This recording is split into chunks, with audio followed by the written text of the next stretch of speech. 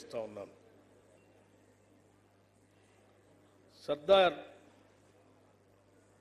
పాపన్న గౌడ్ గారి జయంతి ఉత్సవాలు జరుపుకునే సందర్భంలో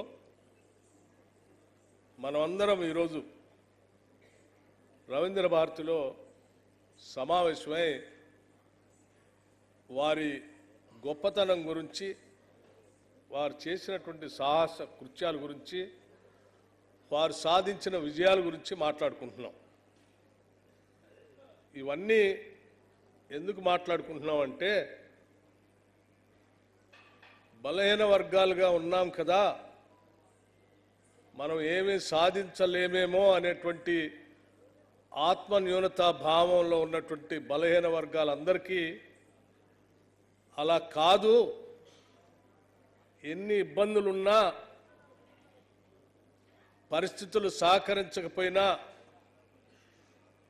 ఆర్థిక వ్యవస్థ అనుకూలంగా లేకపోయినా, రకరకాల ఇబ్బందులున్నా, చిత్తశుద్ధి సంకల్ప బలం ఉంటే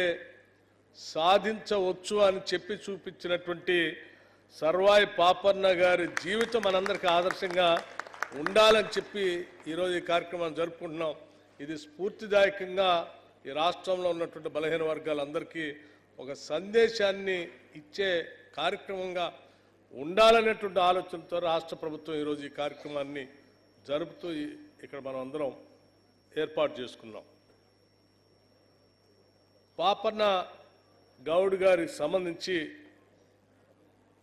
అధికారికంగా మనం ఈరోజు ఈ కార్యక్రమాలు జరుపుకోవటమే కాకుండా, ఇంకా భవిష్యత్ తరాల వారికి కూడా వారి జీవితం స్ఫూర్తిదాయకంగా ఉండటం కోసం ఈ రాష్ట్ర ప్రభుత్వం తరఫు నుంచి వారు పుట్టినటువంటి సర్వాయిపేట విలేజ్, ఆ గ్రామం నుంచి మొదలు పెడితే పక్కనున్నటువంటి కిలా షాపూరు ప్రాంతాలని కూడా పెద్ద ఎత్తున అభివృద్ధి పరచడానికి ఒక టూరిజం సెంటర్ లాగా దాన్ని అభివృద్ధి పరిస్తే కేవలం రాష్ట్రంలో ఉన్నటువంటి ప్రజలే కాదు, దేశవ్యాప్తంగా ఉన్నటువంటి ప్రజలు కూడా అక్కడికి వచ్చి వారి జీవిత చరిత్ర తెలుసుకొని స్ఫూర్తి పొందుతారనే ఆలోచనలతో బీసీ వెల్ఫేర్ మంత్రిగా ఉన్నటువంటి మిత్రులు పొన్నం ప్రభాకర్ గౌడ్ గారు టూరిజం శాఖతో మాట్లాడి వారి ఆలోచనల మేరకు రాష్ట్ర ప్రభుత్వం తరఫు నుంచి ఈరోజు 4,70,00,000 రూపాయలని ఈ టూరిజం ఈ కేంద్రాలను అభివృద్ధి పరచడానికి ఈరోజు జీవో కూడా ఇష్యూ చేయటం జరిగింది. ఈ కార్యక్రమాన్ని 10 మందికి తెలియటం కోసం ప్రభుత్వంలో బాధ్యతాయుతమైనటువంటి పదవిలో ఉన్నటువంటి పెద్దలు పొన్నం ప్రభాకర్ గారు దీన్ని బాధ్యతగా తీసుకొని టూరిజం శాఖ వారితో,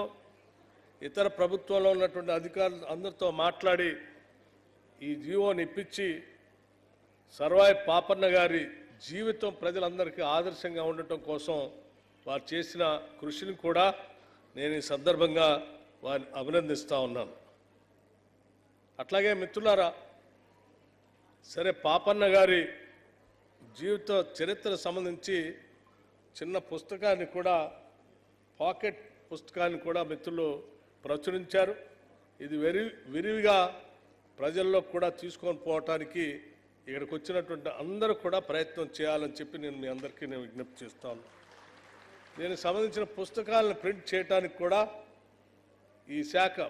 బ్యాక్వర్డ్ క్లాస్ శాఖ సంబంధించి అధికార యంత్రాంగం అవసరమైతే కొంత బడ్జెట్ని దీనికి కేటాయించి ఇంకా పెద్ద ఎత్తున పుస్తకాలు ప్రచురించి ప్రతి గ్రామానికి పంపిణీ చేసే కార్యక్రమాన్ని కూడా చేయవలసిందిగా చెప్తా ఉన్నాను. ఎందుకంటే ఇందులో వారి చరిత్ర చదివితే చాలా విషయాలు మనందరికీ తెలుస్తాయి. ఎక్కడో జమీందారు దగ్గర మారు వేషంలో వెళ్ళి కూలీనాలు చేసుకుంటూ అక్కడ ఉన్నటువంటి ప్రజలందరినీ సమాయత్తం చేసుకొని చిన్న సైన్యంలాగా తయారు చేసుకునే కార్యక్రమంలో భాగంగా అక్కడ పోయే ముందు తల్లి అటువంటి కార్యక్రమాలకు పోతే ఈ సమాజంలో ఉన్నటువంటి జమీందారులు కానీ, జాగీర్దారులు కానీ, రాజులు కానీ మిమ్మల్ని ఇబ్బంది పెడతారు, గాడి తప్పితే బతుకే సమస్య పెద్ద పోరాట సమస్యగా మారిపోయి జీవించడమే కష్టం అవుతుందని తల్లి చెప్తే కూడా వినకుండా తను అనుకున్న లక్ష్యాన్ని చేరటం కోసం ఒక జమీందారు దగ్గర మారువేషంలో వెళ్ళి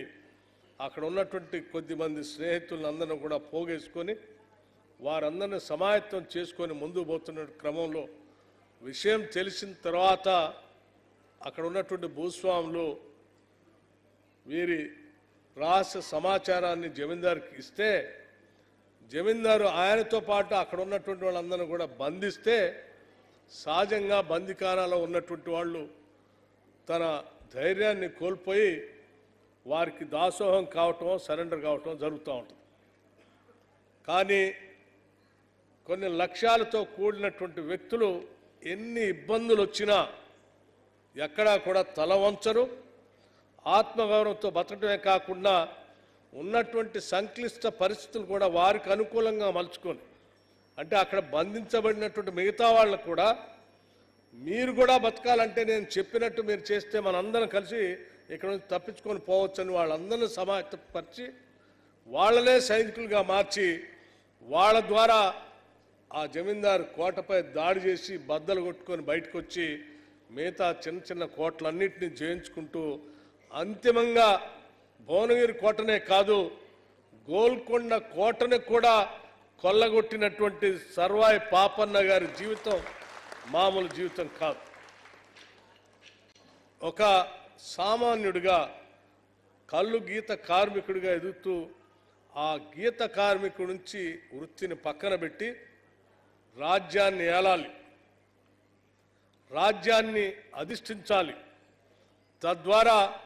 సమాజంలో ఉన్నటువంటి బడుగు బలహీన వర్గాలందరికీ కూడా పాలనలో భాగస్వాములు చేసి పాలన ద్వారా ప్రజాప్రభుత్వాన్ని ఇవ్వాలని చెప్పి ఆలోచన చేసిన ఆ సర్వాయి పాపన్న గారి జీవితం ఈనాటి ఇందిరమ్మ రాజ్యానికి కూడా ఆదర్శమే అని నేను చెప్తా ఉన్నా. వారి ఆలోచనలకు అనుగుణంగా ఈరోజు ఈ ప్రభుత్వం ఇందిరమ్మ ప్రభుత్వం ప్రజాప్రభుత్వం కూడా బడుగు బలహీన వర్గాల గురించి పెద్ద ఎత్తున ఆలోచించేయటమే కాదు, వారి అభివృద్ధి కోసం బడ్జెట్లో కూడా పెద్ద ఎత్తున నిధులు కేటాయించి ఈ సమాజాన్ని ముందుకు తీసుకొని పోవటం కోసం పెద్ద ఎత్తున ప్రణాళికలు తయారు చేస్తూ ముందుకు పోతూ ఉన్నాం. అందులో భాగంగానే ఈరోజు రాష్ట్ర ప్రభుత్వం తరఫు నుంచి సమాజంలో ఉన్నటువంటి బడుగు బలహీన వర్గాలకు సంబంధించిన పిల్లలు ఈనాటి కాలమాన పరిస్థితుల్లో విద్యా వ్యవస్థ ద్వారానే సమాజంలో అత్యున్నత స్థానానికి రాగలనటువంటి ఆలోచనతో ఇంటిగ్రేటెడ్ స్కూల్స్ సంబంధించి దాదాపు 5,000 కోట్ల రూపాయలతో ఈ సంవత్సరం ఇంటిగ్రేటెడ్ స్కూల్స్ కట్టించే కార్యక్రమానికి రాష్ట్ర ప్రభుత్వం నాంది పలుకుతూ ముందుకు పోతాం. ప్రతి శాసనసభ నియోజకవర్గంలో నాలెడ్జ్ సెంటర్స్ పెడుతూ నాలెడ్జ్ అనేది గ్రామీణ ప్రాంతాల్లో వెనుకబడినటువంటి బిడ్డలకు కూడా దరిదాపు అందుబాటులోకి తీసుకొని రావాలి ఆలోచనతో ఈరోజు ప్రతి శాసనసభ నియోజకవర్గంలో ఒకటి సెంటర్స్ పెడతా ఉన్నాం. ఈరోజు సర్వాయి పాపన్న గారి జీవితం డెఫినెట్గా అంటే ఈరోజు ప్రజాస్వామ్య దేశం మన ఈరోజు మన అందరికీ రాజ్యాంగం ఉంది, హక్కుల గురించి ప్రశ్నించుకోవడానికి కావాల్సినటువంటి చట్టాలు ఉన్నాయి, హక్కులు రాజ్యాంగంలో పొందుపరచబడి ఉన్నాయి. ఆ హక్కులు రాజ్యాలు పాలించేటువంటి వాళ్ళు మనకు ఇవ్వకపోతే దాన్ని ప్రశ్నించడానికి న్యాయస్థానాలు కూడా ఉన్నాయి. ఇవన్నీ ఏమీ లేని రోజుల్లోనే ఈ హక్కుల కోసం పోరాటం చేసినటువంటి పాపన్న గారి జీవితం నిజంగా చాలా గొప్ప ఆదర్శవంతమైనటువంటి జీవితం. వారు పడినటువంటి కష్టాలు ఇబ్బందులు మనందరికీ తెలిసినాయి. అటువంటి కష్టాల్లో కూడా విజయాలు సాధించినటువంటి జీవితం మనకి స్ఫూర్తిదాయకం కావాలని, ఎంత స్ఫూర్తిదాయకం కావాలంటే భారతదేశాన్ని మొత్తాన్ని కూడా పాలించిన మొఘల్ చక్రవర్తులు కూడా పాపన్న గారి పైన దాడి చేస్తే ఆ దాడిలో వారు మొఘల్ చక్రవర్తులకు సంబంధించిన సైన్యమే ఓడిపోయింది తప్ప పాపన్న గారు మాత్రం ఎక్కడా లొంగలేదు, ఓడిపోలేదు. అంటే సామాన్యులందరినీ పోగేసుకొని అతిపెద్ద మొఘల్ చక్రవర్తుల సైన్యాన్ని కూడా ఎదిరించి నిలబడినటువంటి శక్తి సామర్థ్యాలు కలిగినటువంటి పాపన్న గారి జీవితం చాలా సింపుల్గా మనందరికీ అర్థమయ్యేటట్టుగా చెప్తాం. మనమందరం సామాన్యులు సైతం సంకల్ప బలం ఉంటే అనుకున్న లక్ష్యాలను సాధించవచ్చని స్ఫూర్తిదాయకంగా ఉన్నటువంటి వారి జీవితం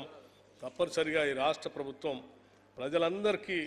దగ్గరలోకి తీసుకొని పోవడం కోసం ప్రయత్నం చేస్తుందని, దీనికి కావాల్సినటువంటి బడ్జెట్ పరంగా ఎటువంటి అవసరాలు ఉన్నా మన ట్రాన్స్పోర్ట్ బ్యాక్వర్డ్ క్లాసెస్ మంత్రి గారు ఉన్నారు, వారు ఒక ఆలోచన చేసి ప్రభుత్వ దృష్టికి తీసుకొని వస్తే తప్పనిసరిగా ఆ బడ్జెట్ కేటాయించడానికి కూడా ఎటువంటి ఇబ్బంది లేదని చెప్పడమే కాకుండా పాపన్న గౌడ్ గారి సర్దార్ పాపన్న గౌడ్ గారి విగ్రహాన్ని కూడా పెట్టాలి, నగరం నడిబొడ్డున విగ్రహం ఉండాలి.